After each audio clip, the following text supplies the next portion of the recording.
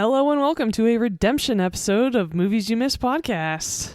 Yeah, here we go. I'm Vee. I'm John. And if you were listening last week, you know there has been a fracture in our podcasting partnership from last week's episode. Not so much. I really don't care what you think about the movie that I enjoy. Right, but I think less of you. Yeah, that's true. No, it's fine. We, of course, are still the best of friends and have been since we were 12 years old. No worries there. But we are doing a redemption comedy episode because I made John pick a comedy that was actually good. Yeah, which I introduced you to. Which you introduced me to make up for what happened last week. Yes.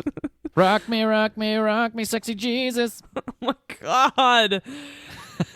And so to make up for last week's episode, we chose buddy cop comedies this week. Yeah, we did, good buddy. And we went the safe route this week because both of us have seen each other's movies before, so we know what we're getting into. I only just recently saw your pick, actually. My wife and I were scrolling through movies, and I knew this was on your list, but I was like, I haven't seen it yet. This was also like 3 months ago, and I was like, you know what, Amy, do you want to watch this? Amy had seen it, and she actually enjoyed the movie when she first saw it, so I decided to push play on it, and we'll get into it when we get into it. Okay, sounds good. But before we get into it, welcome to Movies You Missed podcast. We are two industry veterans who love to recommend movies to you without spoiling them. And we also love to watch new movies in theaters or on streaming. So, John, did you see anything new this week? I most certainly did. Over the last week, I ended up spending a lot of my free time. I watched 5 new movies from Sunday to last night. Jesus. Yeah, there was some time available.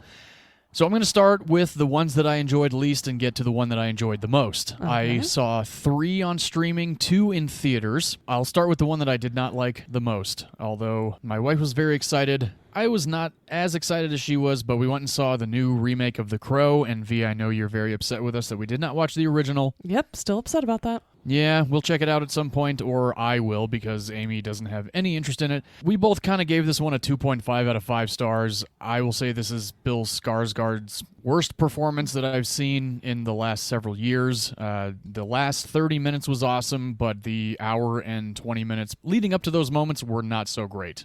Yes, I've heard nothing but terrible things about that film. Yeah, it's definitely worth streaming if you have any interest at all in seeing this one. No, watch the original. All right, there you go. I also watched Night Swim, which is a Universal and Blumhouse produced horror movie. Oh, yeah. I've seen a trailer for that one. I saw a few of the trailers. I had no interest in it. I pushed play, and you know what? I'm going to give it a 3.5 out of 5. It was a lot better than I thought it was going to be. It wasn't super scary, but definitely enjoyable hour and a half. Okay. I also watched the David Dasmalchian-led Late Night with the Devil. Ooh, that's right. You'd wanted to see that film. I really did. I wanted to see it in theaters. It lasted a good while here in town, but I just did not have the time to go see it. I'd give this one about a 3.8 out of 5. It definitely had a lot of cool aspects to it, shot very well. The whole late night talk show thing was really, really cool. Nothing we necessarily haven't seen before, but overall a very enjoyable flick. Okay, good. Yeah. I also watched the new Nicolas Cage movie Arcadian, which I wanted to also see in theaters but did not get a chance to see. This movie was pretty badass. There were a lot of what the fuck moments in this movie. Highly recommend if you like dystopian, end-of-the-world type of flicks. Huh, I don't know if I've seen a trailer for that one yet. I only saw one, and I was interested because it was dystopian, Nicolas Cage, and it really delivered. I thought it was pretty awesome. Cool. How many stars would you give that one then? I would give Arcadian, I would say maybe like a 4.2 out of 5. Okay. Yes. And the final film that I saw in theaters over the last couple of days was a movie that I only ever heard about through scrolling through the Regal app. This movie stars Casey Affleck and Lawrence Fishburne, 2 actors that you and I just recently discussed in 2 separate movies. This movie is called Slingshot. This is a science fiction film set a little bit in the future about a group of astronauts that are about to slingshot around Jupiter to go to the moon Titan. This was a sleeper, absolute best, one of the best science fiction movies of 2024, if not literally the best of 2024. So it's beating out Dune 2? I'm going to have to say yes because it was a complete surprise. It was Awesome. a absolute complete surprise. There was one other person in the theater, so I had to keep my excitement and exasperation very quiet. But my God, I got in the car and was just like, oh my God! Yeah, check out Slingshot if you have the opportunity. It is badass. Cool. Yeah, so those are the 5 I saw. V, what did you end up seeing? I ended up streaming a movie at home. It was the equivalent of 2 movies because it was so goddamn long, unfortunately. I'd really been wanting to see it just to give it a chance because I am a fan of the Westerns. I am a fan of Kevin Costner, especially in a Western. Oh, yeah. So I watched his movie Horizon. Oh, it was yes. just as bad as everybody said it was. Oh, damn, really? Imagine the Ballad of Buster Scruggs, but there aren't any proper introductions to any of the characters. It doesn't stay with them long enough for you to care, and none of their stories are wrapped up. Oh, okay. And that was this there's movie. There's a part 2 coming, though, And isn't there? 3! Oh, good Lord. Oh, wow. This movie should have been a miniseries. It would have been amazing as a series because there are some pretty compelling stories that he puts in there that seems to be, but it's just so disjointed as a movie because he tried to introduce way too many people and threads throughout it, and it does not work as a movie. But yeah, he really should have made a miniseries instead. Oh, wow. All right. Well, I guess if you skip not it. a fan, Skip it. Okay. It's over 3 hours long. Saw it, No. I remember. It's on HBO right now, It I think, is, right? yeah. Yeah. I've thought about, I'll give it a shot. No. Maybe not. Maybe Nope. not. There are many more movies we can watch instead.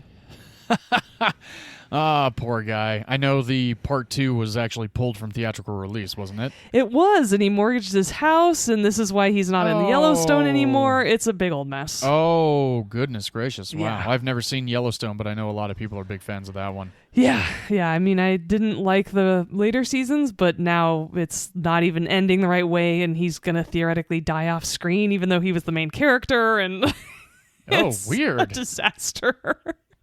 Wow. Maybe they'll give him a little bit of a send-off like, well, his spirit's over the horizon. No, the creator of Yellowstone, Taylor Sheridan, I think is so frustrated that he'll have him die by like being run over from a tractor or something completely shameful and embarrassing. Like just a really pathetic way to die is what I'm envisioning. Oh, damn. Yeah. Wow. Oh, yeah. Taylor Sheridan, he did Hell or High Water, didn't he? And Wind River. Oh, snap. Okay. He's incredible. Well, I'm never going to watch Yellowstone, but I like those 2 movies. And Taylor Sheridan also wrote Sicario. Oh, my gosh. 3 for 3. Yes, he's a very impressive creator, for sure. Hell yeah. Well, I just don't care enough about Yellowstone. It's not everybody right now. knows this about me in series. It's just, I really got to be compelled to watch a series. Right. And yeah, Yellowstone wasn't something that I was compelled to watch. But You wouldn't have time to maybe- watch 5 movies if you watch series. Well, that's true, too. Very true. So that's what we watched this week, right?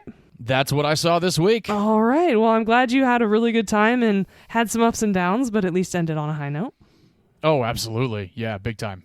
Great. All right. Well, that covers the new movies we saw this week. We always love to either recommend them or make sure you steer clear of the new movies we've seen. Very true indeed. And now I think it's time to dive into our buddy cop comedies this week, and I believe you go first. Oh, all right then. Well, let's pick up the phone then and dial 999, since that's the British version of 911, Yeah.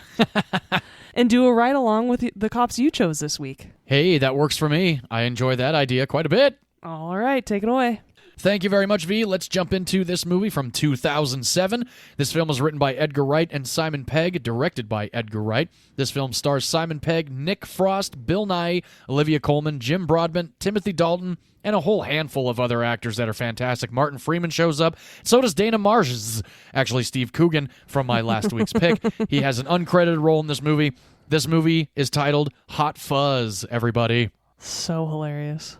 Yes, it is. I remember going to see this movie in theaters with my father because my dad and I actually did go see Shaun of the Dead in theaters, and we both loved it. I mean, how can you not love Shaun of the Dead? Mm-hmm. And we both loved Hot Fuzz as well. And again, how can you not love Hot Fuzz?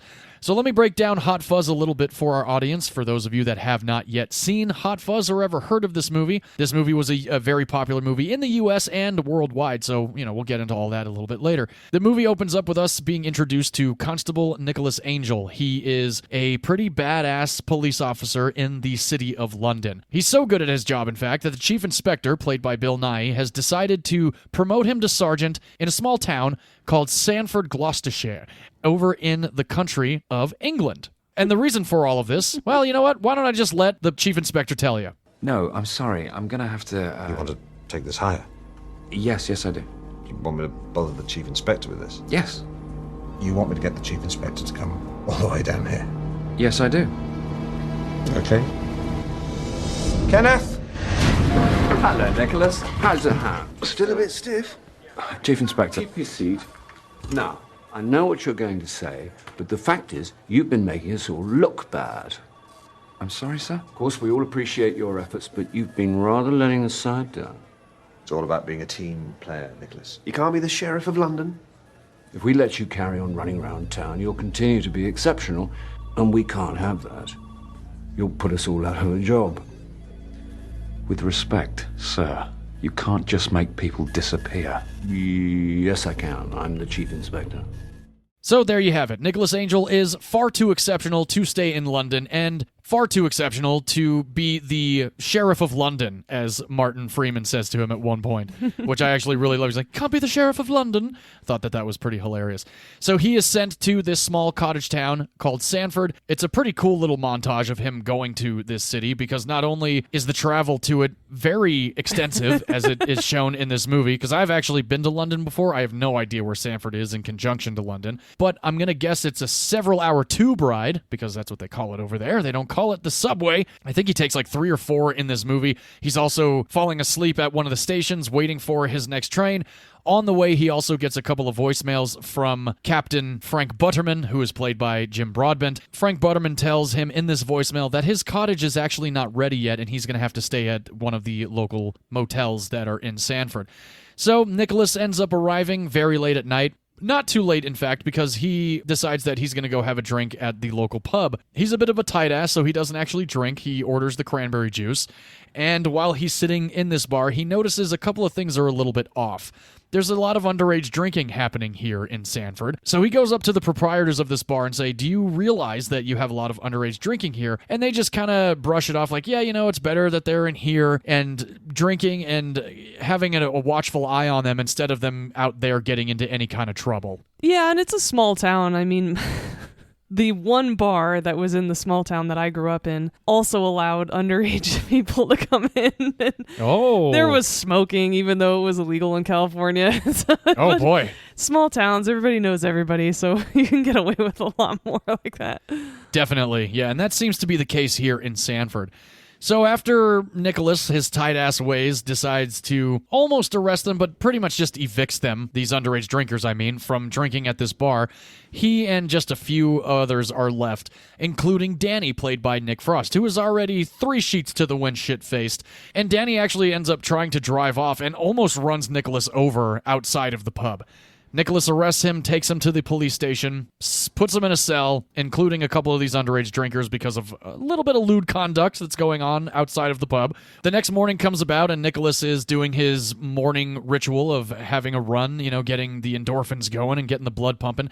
And as he's doing that and running through town, everybody knows who Nicholas is. All of them keep saying, "Morning, Sergeant, morning, Sergeant." And he's like, who the hell are all these people? And this is when we're introduced to one of the greatest characters in just most of British movies that I've ever seen, Simon Skinner. Simon Skinner, played by Timothy Dalton. His first lines are, "Lock me up, I'm a slasher." And we're starting to think, like, what the hell? Of course, Nicholas is like, wait a minute, what the hell are you telling me? And Skinner just goes, "I'm a slasher of prices. I work at the local supermarket Marsh." You know what? Fuck it. I'm not even going to say anything. You just listen to this. Lock me up. I'm sorry? I'm a slasher, and I must be stopped. You're a what? A slasher of prices. Just kidding. I'm Simon Skinner. I run the local supermarché. Drop in and see me sometime. My discounts are criminal. Catch me later! Timothy Dalton, the James Bond from the 80s. Yes, exactly. I love him in this movie. I will never forget the first time I saw this movie. Immediately, I was completely pulled in. I mean, of course, Timothy Dalton is actually in a future pick of yours coming up for The Rocketeer. Yes, my favorite role of his. It's definitely one of mine. I think this one, honestly, though, is my favorite as Simon Skinner. He's just so fantastic. There's that scene later on where Nicholas and him are in his office, and he is standing next to a portrait of himself and just completely freezes like the portrait. It's just so subtle, but it's so fucking hysterical. Mm-hmm. So as Nicholas is finished up with his run, it's time to go into the police station. He ends up meeting Danny, now sober, and realizing that Danny is wearing a police officer uniform. And I love this moment, too. He goes, "How come you're wearing a police officer's uniform?" He goes, "Because I am one." Like, so very clearly, there's a whole lot of loosey-goose things going on in Sanford, including with the police department, right? Mm-hmm. We also meet Frank Butterman. I love his introduction also because we start to learn a little bit about his past. He is a Wild West nut, and that picture of him and his family just cracks me the hell up. I love it. And that's actually a young picture of Nick Frost. They did what they could with the special effects in Photoshop and added that photo of Nick Frost as a child into that picture, so I thought that was pretty great. So after Nicholas meets Frank and is introduced to everybody else that works in the police station, he's introduced to Doris Thatcher, played by Olivia Colman. He's introduced to Bob Walker, played by Carl Johnson. He's introduced to the Andes, and I wonder if you have any idea why we call them the Andes. And Nicholas is like, because they're both called Andrew. And Frank's like, you were a sharp tack, aren't you? just ridiculous and dry and hilarious. So Nicholas is partnered up also with Danny at this point, which he was unaware of before. And these two guys are really just kind of beat cops at this point, right? They just sit around, they make sure people aren't speeding. They're making sure people aren't stealing. And Nicholas is not used to any of this. He's used to a high-speed chase sort of lifestyle. Mm-hmm. And unfortunately, he is now having to kind of batten down the hatches and get into this small-town persona, right? Where the biggest crime is a lost goose. Yes, exactly. I love that whole sequence, too. The whole montage of everything going on with Nicholas, and up until that point where he gets the phone call about the missing goose. I wanted to use this clip, too, because it has always cracked me up and still does. Sergeant Angel? Morning, the Swan's escaped. The Swan's escaped? Yeah. Right, and where's the Swan escape from exactly? The castle. Oh, yeah? And who might you be? Mr. Staker. Yeah, Mr. Peter Ian Staker. P.I. Staker. Yeah. Right, piss taker. Come on! Yes, Mr. Staker. We'll do everything we can. Can you describe it to me? It's about 2 foot tall, long, slender neck. Yeah. Kind of orange and black bill. Anything else? So, again, very, very simple things. I'm not a cop or anything like that, but if there was a missing swan in a town where I was a cop and used to the big city life of murder and bank robberies and high-speed chases, this would just piss me off. And you definitely can tell that Nicholas is not enjoying himself very much. No, mind-numbingly boring. Yeah, absolutely. So after several weeks of literally nothing happening in Sanford, all of a sudden, Nicholas is woken up to a phone call about a very horrible car accident. We end up finding out that the two that have now been killed at the crash site are Martin Blower and Eve Draper. And again, small town, everybody knows who everybody is. And Martin Blower and Eve Draper are actually thespians, if you will. They were just putting on a horrendous rendition of Romeo and Juliet. Still better than Hamlet 2. Oh, interesting. Nice little way to segue that knife in my back.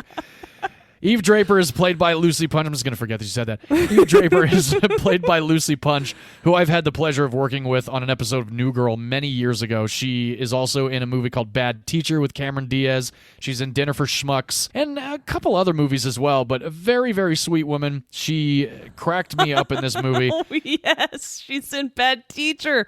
She's Yes. Justin Timberlake's girlfriend in that movie. Oh, my God. Yeah. I hadn't made that connection. Nice. I know, isn't that crazy? It's because Bad Teacher came out, I think, in 2011. So this is just a few years. Bad Teacher was just a few years after this. Mm-hmm.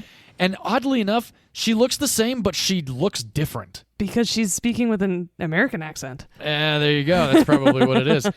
So throughout the next couple of weeks, a couple other members of the community start to mysteriously die. Everybody's kind of thinking that all of these are accidents and there's no real connection to any of them or anything like that. But Nicholas has a different idea about all of this. And for the rest of the movie, we watch Danny and Nicholas try and figure out what exactly is going on in the town of Sanford and why things are so strange and why everybody thinks that these might just be accidents and not full-blown murders. So, V, I know you watched it with me, but how was your second time around watching Hot Fuzz? Funnier than the first because I think I actually caught a couple more jokes given the accents. Oh, yeah, for sure. And God. And for anyone who's ever seen Simon Pegg only in either the new Star Trek series or the Mission Impossible movies, yeah, give his British comedy a try because he is so wickedly funny. He's so intelligent. He writes so many screenplays, including this one. And God, he is just hilarious. And I love how serious and badass he is in this movie. Oh, hell yeah. And one of my favorite scenes is him running after a shoplifter. And he jumps all the fences through those properties. And then Danny tries to follow him and just like busts through the fence. It's such a good scene. And he's just so serious the entire time about his life and being a police officer. And I love how he's talking to Danny about how their investigative notebook is the most important tool they can use, right? And oh, yeah. Danny's like, oh, yeah, I use mine too. And he shows him and it's made into a flip book with an animation on it. Oh, yeah, that's a great moment. It's so good. There's actually a reference to Chinatown in this movie, which I won't talk about only because John hasn't seen Chinatown yet. So at a future date, we will talk about it, though. Sweet. And yeah, the climax of this movie is so ridiculous, but it toes that line and it doesn't go too stupid or ludicrous or too off the rails, right? It's just hilarious. Definitely. And again, just absolutely love the cast, including some small bits. You know, Timothy Dalton's errand guy named Michael, who doesn't say very many things. No. You didn't by any chance recognize him, did you? Oh, absolutely, yeah. Okay, good. He's the Hound from Game of Thrones. Yes. I didn't realize that until after Game of Thrones ended, and I watched Hot Fuzz, I think, within that year. Mm-hmm. And I was like, I know those eyes. And I went to his IMDb and was like, you gotta be kidding me. Like, that is hilarious. Yeah, because his head and his beard were shaved off, so it's hard to tell, like you said, except for the eyes. Yep. And so I really enjoyed revisiting this movie again. I'm so glad you picked it. And again, very thankful that you introduced me to it. Awesome. I'm glad to hear it. Well, I mean, we're going on almost 20 years of this movie being out. In the next 3 years, this will be a 20-year-old movie, which is crazy to think about because it feels so fresh and so new every time I watch it. And they did a great job homaging every kind of action comedy or buddy action movie or cop drama in this movie in a 2-hour period. Okay, first of all, I cannot believe in a couple of years 2007 is 20 years ago. But I know, it's terrible. I agree. It still feels very fresh, like it could have come out recently. And one other cast member that I want to talk about is the town doctor. Oh, yes. I love him. His name is Stuart Wilson, and he's the bad guy in the Antonio Banderas The Mask of Zorro movie. Oh, no shit. Yeah, he's Don Rafael Montero. Oh, wow. I have only seen The Mask of Zorro one time in my life. Really? Yeah, saw it in theaters when it came out. I think around Thanksgiving, my grandparents and my parents and my sister and I went and saw it. And I remember not really liking it very much. I guess I have to revisit it. Put it on the list. I figured you were 12 at the time, so shouldn't you have really enjoyed Catherine Zeta-Jones? Well, of course I enjoyed Catherine Zeta-Jones, yes. But as a movie, I remember being like, it was okay. Because I loved the Zorro show back in the day that would, aired on, I think, either ABC or Disney or something like that. I remember liking Zorro a lot, and I was just very underwhelmed with the movie. But again, we'll see what happens when I revisit it. Okay. Well, he's also actually in a previous pick of yours because he appears in Enemy of the State. Oh, does he really? He's that creepy congressman who's having an affair. Oh, okay. And they find all those bugs in his hotel room. Oh, yeah. Oh, wow. All right, cool. Yeah, so that's Stuart Wilson. He's a great actor. Sweet. I look forward to revisiting Mask of Zorro then. He was so hilarious in this movie. Oh, he was absolutely so funny. The thing is, everybody's great in this movie. The smallest, like down to literally the underage drinkers, like in the beginning of the movie. When Nicholas is like, when's your birthday? And he's like, 22nd of February. He goes, what year? He goes, every year. Like, And he asked the other kid, like, when his birthday was. He goes, 1969? He goes, you're 38. He goes, yeah. He's like, get out. Like, I just think all of that shit's hilarious. Everybody delivers in this movie, and you can tell that they all just were in it for the long haul. You know, like, there's no weak link in this entire movie. And that's another reason why it works so well. And speaking of why this movie works so well, and the homage to all of these buddy cop action comedies, Nick Frost actually was not necessarily hesitant about taking the movie because he and Simon Pegg are literally best friends since they were kids. He asked if he could name his character, for one, and Simon Pegg and Edgar Wright gave him a list of 20-plus action movies to watch. But Nick Frost only watched one of them. Can you guess which one he watched, V? Was it Lethal Weapon because it stars Danny Glover? Nope, it was not Lethal Weapon. Bummer. Okay. It was a movie you and I love. We fell asleep during it while we watched it together the last time you were here.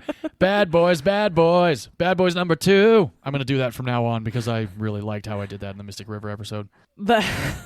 That's awesome. And I love that he introduces Nicholas to that and Point Break from his massive DVD collection in this movie. I know. I love that. And I love when they actually get to Danny's apartment and they sit down and Nicholas is like, when did you move in? He goes, about 5 years ago. And there's literally unpacked boxes still sitting around his couch. But everything, all of the movies are unpacked. That's literally one of the first things I do when I move to a new place is I unpack the movies and the TV first. And that way I can sit down and watch my movies after I unpack a box or two over the course of 12 hours in a day.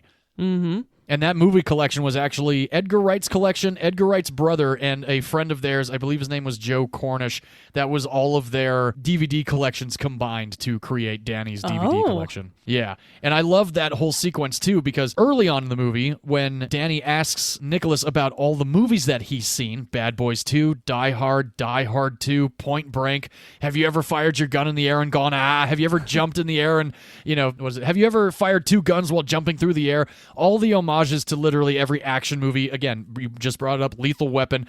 They end up doing all of those things at one point or another in this movie. So not only do they bring it to the forefront, they bring it full throttle in the action sequences in this movie, which are pretty badass action sequences. They really are. For a comedy, yeah. Yeah. And even though this movie is R-rated, for a little bit of coarse language, some of the violence is fucking brutal. There's blood for sure. You don't think they're brutal? Oh my gosh. I think the whole churchyard scene is just that's ridiculous. I forgot about that scene. Yeah, that was pretty bad. Yeah, it was pretty ridiculous.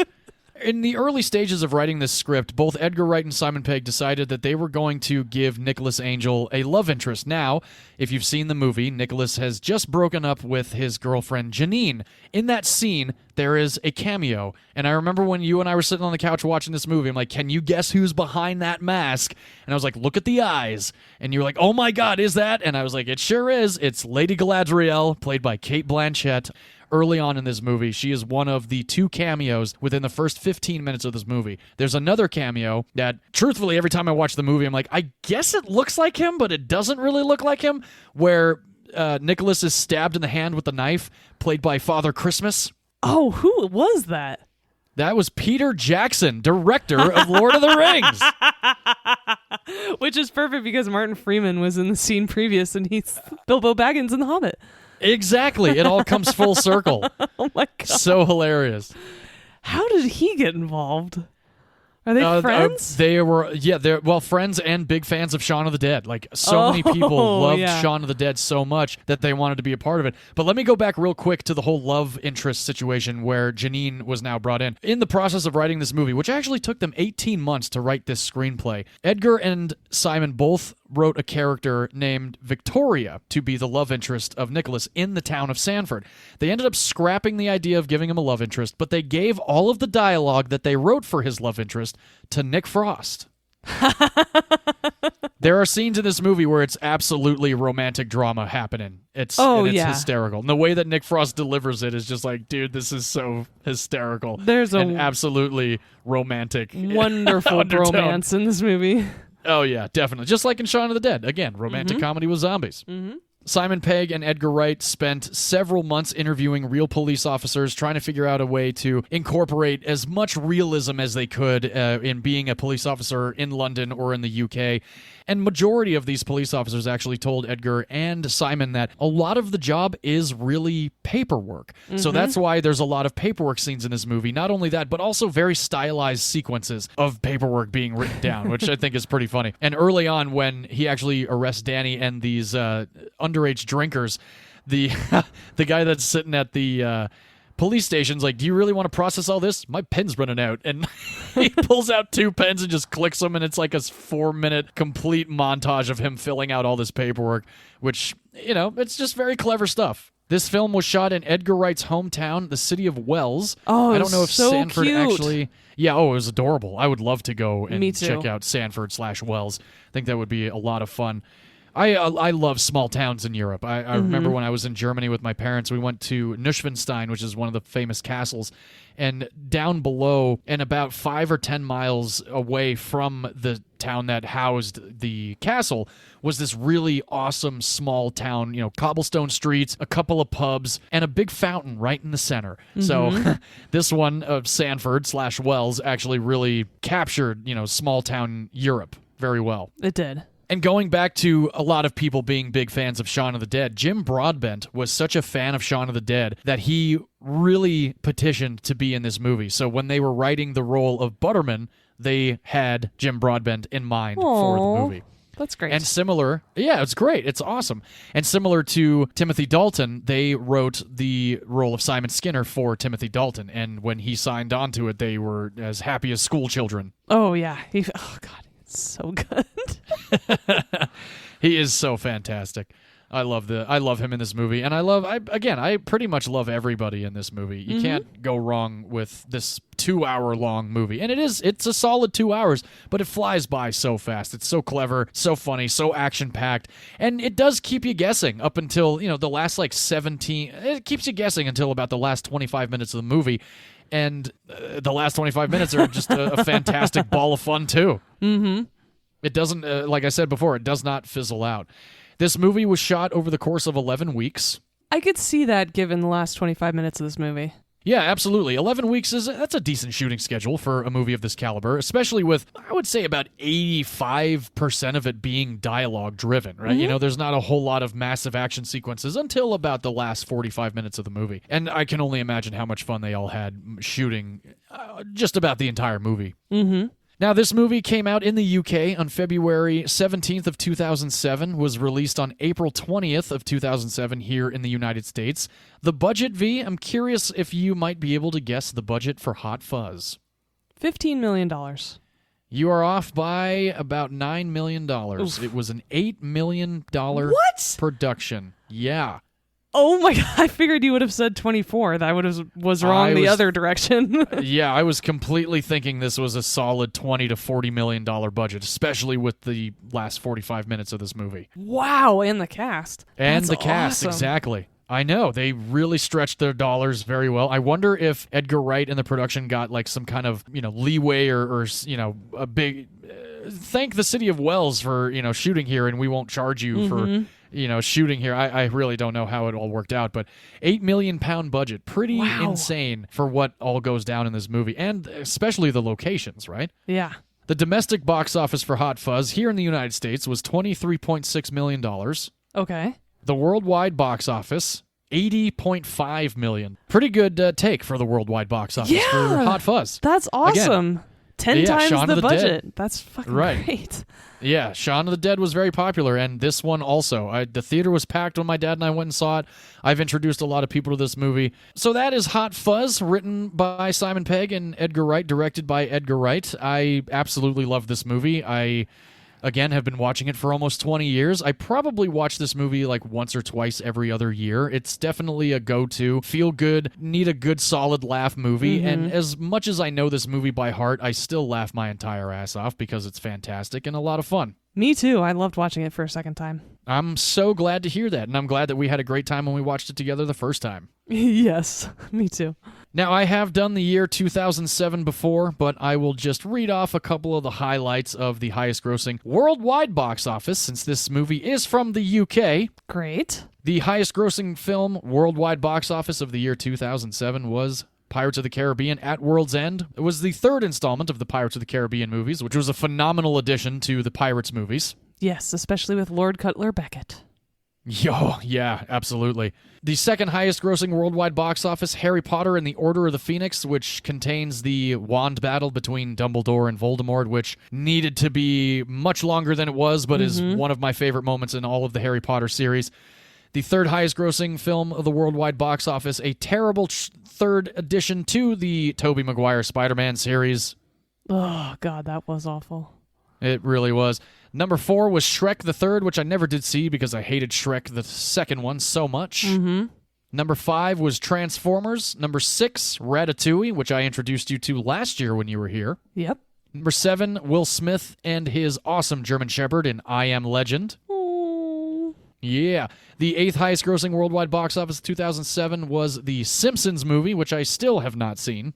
I'm just one of those people that never got into The Simpsons. It is what it is. The 9th highest grossing film was the sequel to National Treasure, Book of Secrets, which I still don't think I have actually seen. It has Ed Harris in it. Does it really? I know Helen Mirren's in it too. Number 10 on the highest grossing worldwide box office, Gerard Butler and Lena Headey in Zack Snyder's 300. The 11th highest grossing worldwide box office, Matt Damon in The Bourne Ultimatum, which was the third installment of the Bourne series. The 12th highest grossing film, Live Free or Die Hard. A movie I saw in theaters with a first date. Oh, all right. Interesting. I think I saw that in theaters too, if I remember correctly. 13th highest grossing worldwide box office, The Golden Compass. Number 15, a past pick of mine, Enchanted. Number 19, another past pick of mine, American Gangster. Number 21, Wild Hogs. Number 25, Knocked Up. Number 27, Beowulf. Number 29, Nicolas Cage in Knowing, which I worked on the trailers for, which is not a terrible movie. Number 33, a past pick of mine, Superbad. Number 37, Sweeney Todd and the Demon Barber of Fleet Street. Number 38, another past pick of mine, so I have apparently done 2007 quite a bit on this podcast. Surf's Up. Oh, that's a cute movie. It is. Number 45, highest grossing film, worldwide box office, V, a past pick of yours of Stardust. Wow, that's, I think, in the first couple episodes. It is. Number 64, Zodiac. 69, the remake of Halloween by Rob Zombie, which is a twisted-ass movie and pretty damn good, if I do say so myself. Number 73, Daniel Day-Lewis and Paul Dano in There Will Be Blood. Number 91, a fantastic sequel, and we are about to get the third installment because Danny Boyle and Alex Garland and very likely Cillian Murphy are back, even though Cillian Murphy and Danny Boyle had nothing to do with the sequel 28 weeks later. Number 97, a movie, V, that you vetoed very early on in this podcast as one of my picks, Smokin' Aces, and the 68th highest grossing worldwide box office film, my pick for this week, Hot Fuzz. Awesome. Yeah, so that is the year 2007, of which I apparently have done almost the entirety of. So, V, I think it's time to jump into your buddy cop movie this week. What do you say? Sounds good. All right, take it away. It's time to jump across the pond, grab our FBI badges, because we're going to the New York office of the Federal Bureau of Investigation and meeting Sarah Ashburn. Yeah. Agent Ashburn is played by Sandra Bullock, someone who's come up several times on this podcast. Yes. And like Nicholas in your film, she takes the law very seriously. Yeah, that's for sure. Ashburn is really uptight and, in fact, has no friends in the agency, which is a problem because her boss has recently taken a job in D.C., and she really wants that promotion of replacing her boss at this office. But he tells her, Ashburn, no one respects you. No one will take orders from you. I cannot promote you. You need to show me that you're a team player. We have this new drug lord named Julian who's up and coming and making a lot of noise in Boston. Go to Boston, check it out, and prove to me that you can actually work with others, and then we'll talk about the promotion. So while Ashburn prepares to go up to Boston, we get a glimpse into her home life, which is rather lonely. Very much so. It's actually so lonely that she doesn't even own a pet. She takes every night takes the cat from her neighbors when they let it outside and brings it into her house to play with it. It's this big orange cat named Pumpkin. That's right. And then as soon as the owner calls for it outside, she's got to open up her sliding glass door and send it back. So yes, Ashburn, like Nicholas in your movie, is all about the job. And she heads up to Boston. And this is where we're introduced to the other half of this buddy cop comedy, which came out in 2013 and is called The Heat. And I apologize for not saying that a minute ago. I was wondering what the movie was called. Sorry, my bad. Hopefully you watched the right one this week. Yes, I did. Okay, good. The other half of this buddy cop comedy, which is a lot like Lethal Weapon because we have one law enforcement agent who is very uptight and a big rule follower, and the other which is an extreme loose cannon. Yes. That is Detective Mullins of the Boston PD, played by Melissa McCarthy. And I love how we're introduced to Detective Mullins because she's actually staking out a very common sex worker location. And she actually arrests this John, played by Tony Hale, in the act of trying to negotiate a rate for some services. The way she takes this guy down is so great. He's like, God, come on. I just listen to this. Listen, why don't you let me see your ID there? Oh, come on, please. Let me just take the whole thing. It's good. I got it. Oh, good. You know what? I got nervous that maybe you didn't have a wife and a whole bunch of kids, but luckily you do. What's your wife's name? Her name's Bella. Oh, Bella. Good. Hey, can I borrow your phone for a minute? I got my battery's out. Why do you want to borrow my phone? Because I asked you for your phone. Give me your fucking phone. Shut your mouth. Can't you just, give me one chance here? Yeah, I'll give you one chance. Hello? Yeah, who's it? Is this Bella? No. Don't do that. Ow, Don't do that. God! Yes, this is Officer Mullins. I'm here with your husband. God, what are you, Spock? No. Oh! No, he's not been in an accident, unfortunately. I do have him here with a known prostitute. God, she's lying! Bella, she's lying! Oh, that's not the first time, huh? Yeah, that's him. He's crying because I'm breaking his fucking hand. Oh, she says do it harder. All right, Bella. God! Bella. You gotta go with your instincts, Bella. Yep, you're welcome. Yep, she's probably gonna burn your shit today. Come on, look, you don't understand, all right? She just had a baby. There's a lot going on down there. I'm not gonna touch that. Why don't you take your seatbelt off for a minute? Come on, please. Yeah. Come on. No, you seem like a reasonable guy. Take your fucking belt off. You look like you got some compassion. Listen, I love the sound of a guy that after his wife gives him his 5th fucking child complains about her messy vagina. Oh my gosh. And Tony Hale, you would absolutely recognize him. He is in Arrested Development. Yes, He's Buster Bluth. Buster Bluth. He also is in Veep. He plays Gary Walsh, her aide in that show. That's right. I actually just restarted watching Veep. I've worked with Tony Hale. He's awesome. Oh, nice. Yeah, I was wondering. Yes, it was for a Funny or Die project several years ago. He actually plays Tony Stark in the project that we did together. Nice. Yeah. And after this stop, Mullins actually goes down to the corner to the... he's a local drug dealer, but he seems pretty harmless, honestly. Yeah, a little bit. His name is Rojas, and Mullins decides to bring him in. And this is actually where Mullins and Ashburn run into each other in a very inauspicious way because, unfortunately, Ashburn takes Mullins' parking spot back at the police station, and so we are not starting off on a good foot at all. Mullins is pissed. Yeah. And Rojas is actually the guy Ashburn has come to see. And this is when Mullins and Ashburn finally meet, and Rojas is in their interrogation room. And it turns out that Mullins actually has a lot of pull at this police station, so when she says that she wants to join in Ashburn's investigation, her chief of police actually gives her permission, which, did you place where you've seen that chief of police before? I definitely have, yes. It's been, oh gosh. This actor's name is Tom Wilson. He's much younger in the movies you've seen him in. Oh, okay. It has to do with time travel. Oh, yeah, it's Biff Tannen from Back to the Future. That's right. Hell yeah. And so because Mullins has been given permission to join on this investigation, and Ashburn's boss is telling her that she needs to start working well with others, these two have been partnered together. Yeah, they have. And they just go about investigating in two totally different ways. And it starts off by going to Rojas' supplier, Tatiana. Mm-hmm. I love how...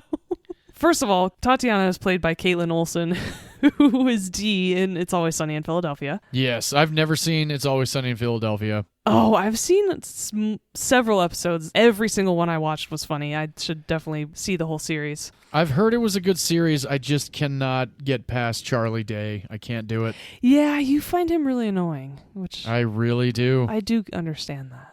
Yeah. Yeah. It's anyway, okay, though. Maybe yes. one day. Yeah. And so Ashburn decides to tell Mullins exactly how she's going to approach Tatiana. Okay, let me take the lead on this. I'm a trained interviewer. Interviewer? What are you, fucking Barbara Walters? I just thought we were gonna go in there and bring in some heat on her. I'm sorry, what does that even mean? What does that mean? Me and you, we're the heat. We go in there, we interrogate her, we scare the shit out of her. See, we don't say interrogation. It's much too aggressive.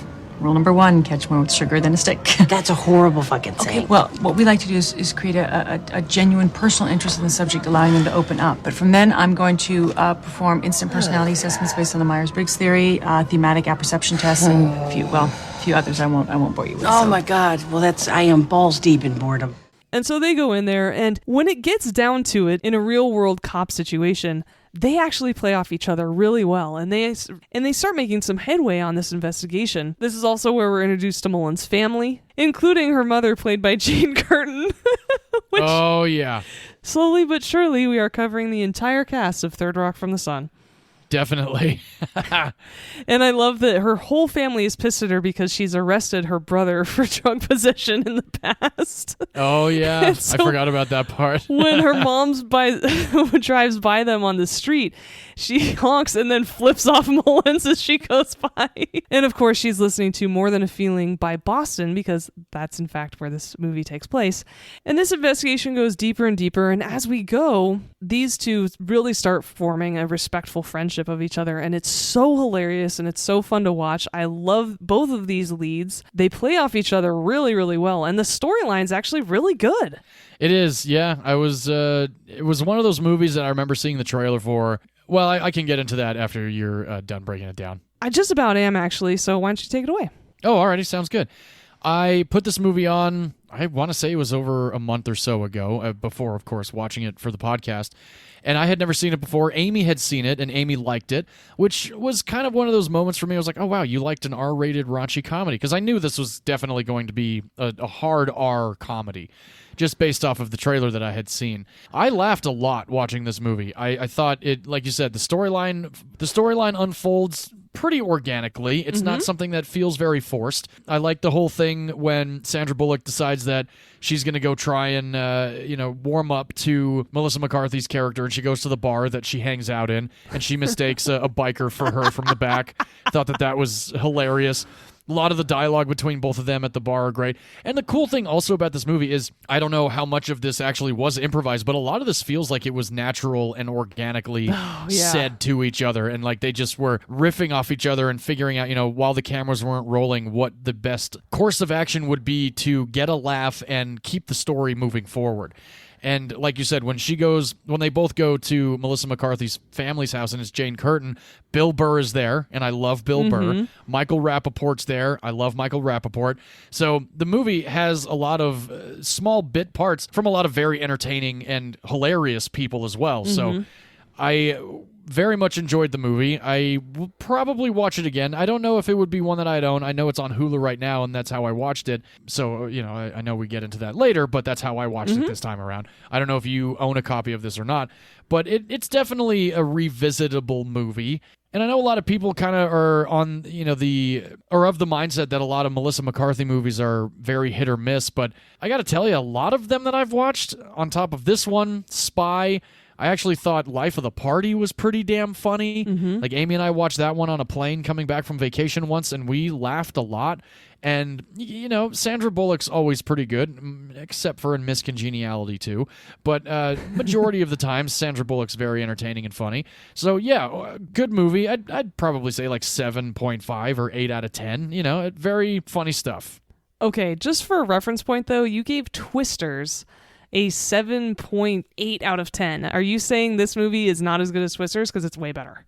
They're completely different movies. Okay, so different genres, therefore different ratings? Yeah, well, Twisters isn't a comedy. Okay, but it's also not as good. I I don't know. I mean, again, they're different movies. Okay. That's a tough one. That's I guess if I were pressed and had a gun to my head, I would say this one is more entertaining and probably a little bit more rewatchable. Yes. But yeah, Twisters is still a fine movie. Okay. It's far better than The Family Plan, I'll give you that much. Oh, disagree. Yeah, I know. You're just trying to get back at me because I obliterated your movie last week. No, I'm over that. Not really. I understand. I'm only doing this because... No, I'm kidding. But I am not over it just yet. Me either. But yes, I agree with you. It did feel like a lot of this movie was improvised, especially the bathroom scene in the club. Oh, hell yeah. Oh, for sure. So much. So yes, they're again, it's their chemistry. It comes across really well. They work together fantastically. It's very fun. The crime is actually interesting and keeps your attention. And the only scene I don't like in this movie is the tracheotomy scene, just because I think it went a little too overboard and became dumb and not funny anymore. Okay. But otherwise, I love this movie. I've seen it multiple times since it came out in 2013. God, since it came out over 10 years ago, I've probably seen this movie 8 times. Oh, wow. All right. Yeah, I love this film. And make sure to stay for the post-credit scene. Oh, I did not know there was a post-credit scene. Yes, it's so funny. You have to look it up on YouTube then. I guess I'm going to have to, unless I just don't remember it. I mean, I usually, the thing is, if I'm watching a movie with my wife, when the credits start, she's ready to move on. Right. And I even if I've seen the movie 100 times and she's sitting next to me and I'm halfway through the credits, she goes, the movie's over. I'm like, and? I'm still watching the credits. Mm-hmm. And this is actually the 4th Sandra Bullock movie I've chosen. Nice. I've previously discussed her in episode 82 for Practical Magic, episode 89 for While You Were Sleeping. Yeah. And more recently, Speed in episode 117. That's correct. But this is our first Melissa McCarthy pick. Wow, that's kind of surprising. Well, technically no, but she had such a bit part in this other movie, I don't even count it. Remember, she's the woman that was hooking up with Will Ferrell and Drowning Mona at the motel. Oh my gosh. In the SMN stuff. That's right. Oh, wow. God damn it, that was such a funny scene. But she was basically uncredited in that film, so it doesn't count. But she's really made a big splash when she starred in Bridesmaids. Oh, hell yeah. She's also in This Is 40, Identity Thief, the Ghostbuster movie. I did not like Identity Thief. I thought it was okay. But Ghostbusters from 2016 is a lot better. Yeah, a lot of people dump on that one. I didn't hate it. No, I loved it, especially Kate McKinnon. Oh, McKinnon, of course, yes. She's Ursula in the live-action Mermaid. Yeah, she wasn't terrible. No. And she also starred in 2 long-running TV series, Mike and Molly and Gilmore Girls. I never saw Mike and Molly, but I did watch Gilmore Girls. I don't really know why, but I did. Okay. I think it was just a thing that was on at the house. My parents were big fans, my sister too. I know Amy's a big fan. I worked on the last season of Gilmore Girls, post-production wise anyway. Oh, okay. Nice. Yes. And Michael Rappaport plays her younger brother, who she arrests at one point in the movie. His name's Jason, and he's in Deep Blue Sea. He's one of the scientists. Oh, wow. It's been so long since I've seen Deep Blue Sea and Deep Rising. I got to watch both of those deep movies again. They're such great, terrible horror movies. Hell yeah. Gotta love creature features. And he also plays in a couple episodes of Friends because he dates Phoebe. His name's Gary in Friends, and he's a cop. He's the one that shoots the pigeon outside her bedroom window. Right. And Jane Curtin, who plays Mullen's mom, she actually appeared in one of your previous picks because she plays Kate McKinnon. Speaking of, Kate McKinnon's mom in The Spy Who Dumped Me. That's right, she does. Yes. She's good in that, too. And I just watched her as Paul Rudd's mom in I Love You Man not too long ago when I rewatched I Love You Man. Yeah. And I actually wanted to mention one thing about Michael Rappaport. He was in a short-lived sitcom called The War at Home that was hilarious. And that was the only time Rami Malek was a good actor. Oh, okay. Yeah. Long time ago, though. And Marlon Wayans plays Agent Levy in this movie. Oh, my God. I forgot he was in this. When he showed up, I was like, that's right. He's in this. Yeah. He was 41 when this movie filmed. No kidding. He looks at least 10 years younger than that. Yeah, he really does. Of course, he starred in Living Color with his brothers, as well as Don't Be a Menace, the Wayans brothers show. Yeah. He was in my pick from episode 16, Requiem for a Dream. Mm-hmm. And he also... and he also stars in Scary Movie. Yes, he does. And he's also in White Chicks. Oh, right. We're going to talk about him again then. Yeah. And he also actually appeared in Batman Returns and Batman Forever, but his scenes were deleted. Oh, wow. Really? He played Drake Winston, who's a version of Robin. No kidding. And I really wish they would have kept him instead of casting Chris O'Donnell. That would have been pretty badass, actually. Yeah, that would have been cool. I would have seen been that. all right with that. Yeah. Definitely. And Katie Dippold wrote this movie. She wrote 54 episodes of Mad TV. Wow. Yeah. Also 31 episodes of Parks and Rec. All right. She also wrote the Ghostbusters movie. Sweet. And Haunted Mansion, the most recent one, which you and I really liked. Oh, yeah. That was a good one. I got to revisit that one. It's time. Yeah, me too. It's on Disney+. Sweet. And Paul Feig is the director of this film. He directed Bridesmaids, Spy, which is going to be one of my picks in the future. I'm so glad you like it. He it's a funny one. He also directed Ghostbusters, A Simple Favor, Last Christmas with Henry Golding from Crazy Rich Asians, and Emilia Clarke, Daenerys from Game of Thrones. Oh, yeah. It is. I heard that was a good one. No, it's not a good film. Oh, I've heard otherwise. Oh, okay. Yeah, I actually be the tiebreaker. Watch it. Yeah, maybe. I've debated watching it. I haven't yet. Unfortunately, he also directed Jackpot, which you saw last week and told all of our listeners to not go near it. Yeah, they shouldn't. Nobody should ever watch that movie. I watched it for you. Yes, so unfortunately, that's a bit of a stinker, but I've liked most of his movies, so hopefully he directs another one soon. Likewise, I would say A Simple Favor was pretty good. That movie was twisted, but it was good. Yeah. And apparently there's a sequel coming out. I don't know if he's involved in directing the sequel, but he's had a pretty good track record. He does, yeah. And I really think that Ben Affleck should give us a shout-out just because... We have not only covered one of his movies, but this is now the third movie in 2 weeks that takes place in Boston and was filmed in Boston. Oh, yeah. I love everybody's accent in Mullins' family. Oh, yeah, it's hilarious. And the brother who isn't Bill Burr, the one with hair, Joey McIntyre, he plays Peter Mullins, and he's actually from New Kids on the Block. Are you serious? Uh-huh. Oh, wow. Oh. Couldn't get into New Kids on the Block. They were just like on the edge of being too old for you, I think. That's fine. Okay. And this is Sandra Bullock's third time being an FBI agent because she was also in Miss Congeniality and unfortunately Miss Congeniality 2.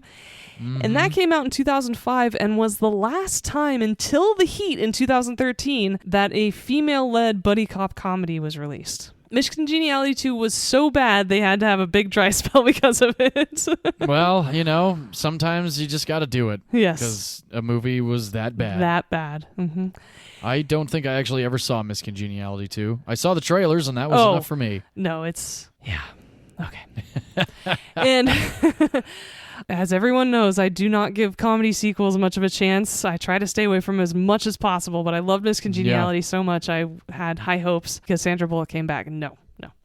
And the voice of the neighbor who owns the cat who calls it back that night is actually voiced by Melissa McCarthy.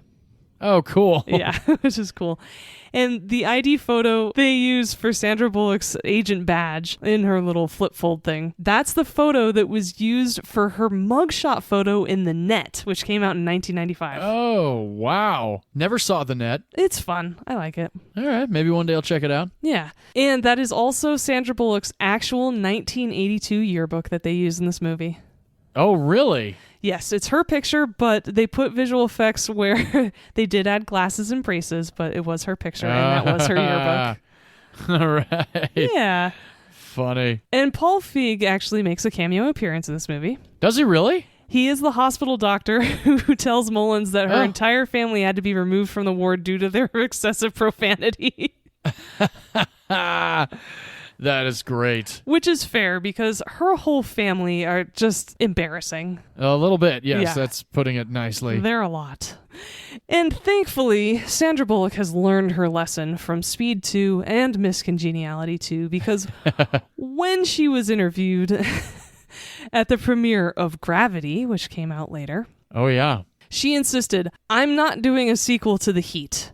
I've done 2 sequels. They were both horrible. What Melissa and I had was beautiful, but we are not doing a sequel to The Heat.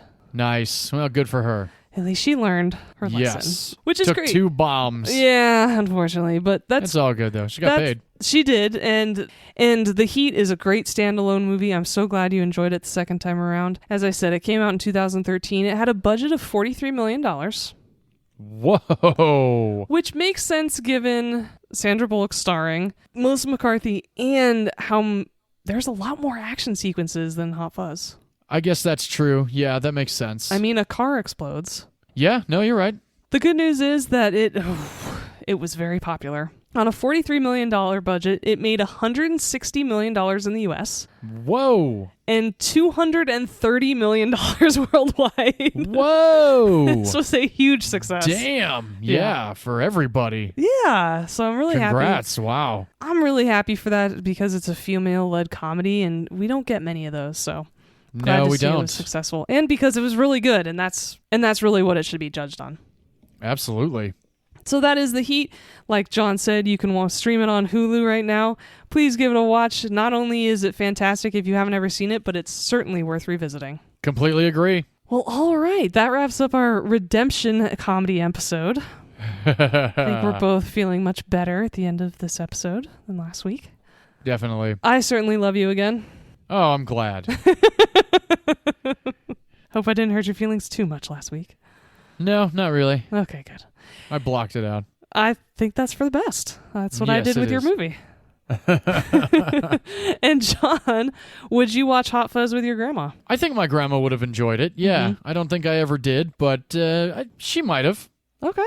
Yeah. And V, would you watch The Heat with your grandmother? I would with the one who was a cop.